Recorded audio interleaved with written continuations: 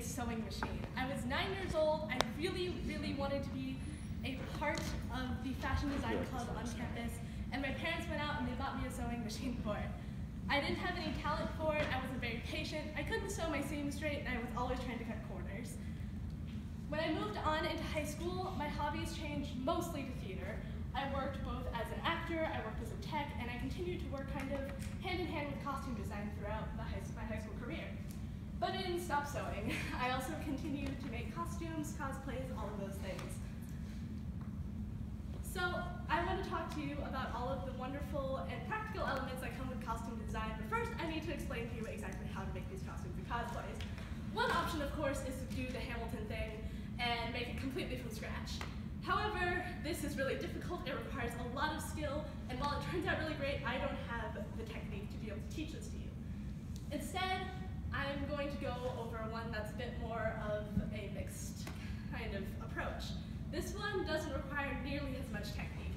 In fact, the most skill you need is to be able to either sit in a thrift shop for a couple of hours and sift through racks and racks of clothes to find what you're looking for, or to have the patience to be able to input a credit card number into an online store and wait a couple months for it to arrive.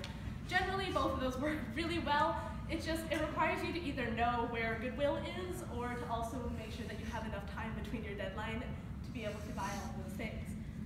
For the most part, you're not going to need to make all of the things. You can just find something that's similar enough. However, if you have something that's much more characteristic of the character, you're going to probably end up needing to make it because it's a lot easier to find a fabric in the right consistency and color rather than finding a cloak that is the right size, the right shape, the right color, the right consistency, and all of the above. Finally, you just put it all together and voila, you have a costume. Okay, so there's wonderful practical applications to making these costumes. First is it helps you with your perfectionist mentality.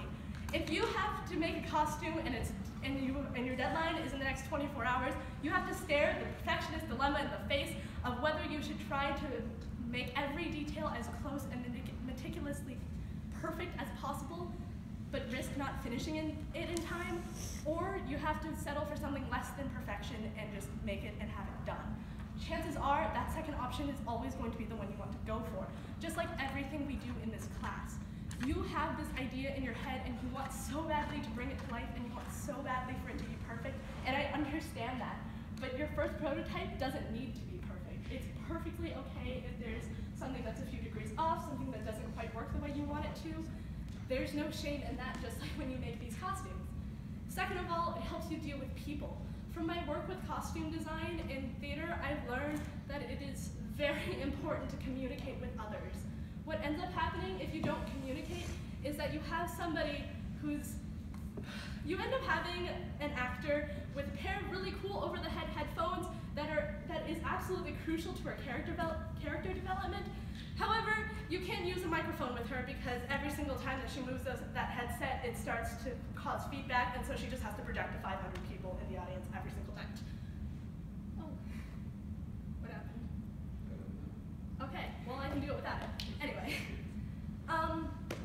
it also is really great for your time management. Everything that you do with costumes is dealing with deadlines. You have either the deadline of your next dress rehearsal, or you have the deadline of the event you want to go to, or whenever it's going to start getting, everything is going to ship here in time, everything like that. And finally, there are outside factors.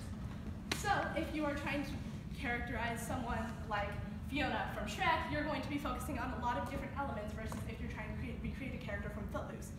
If you're trying to create a character from Footloose, you're going to be focused a lot more on the time period, and you're going to be trying to make it specific to characterizing a person based on the time period that you're given, versus Fiona, where you're focused on the green dress, the red hair, and the tiara. Just like with all of our projects, if you have different details, different customer bases, you're going to be focused on different things when you're creating your prototypes. If I'm making my piano for someone who is a serious piano player, I'm not going to be focused on having the sound effects option on a keyboard on my prototype. Finally, we're going to go over all of the different design processes involved just really fast. First of all, you have a lot of trial and error.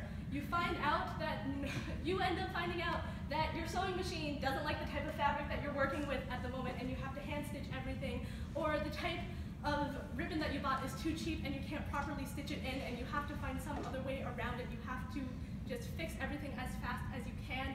And as it turns out, hot glue is the answer to almost all of these things. Just hot glue. Fabric glue works too, but it takes so long to dry that it's usually not worth it.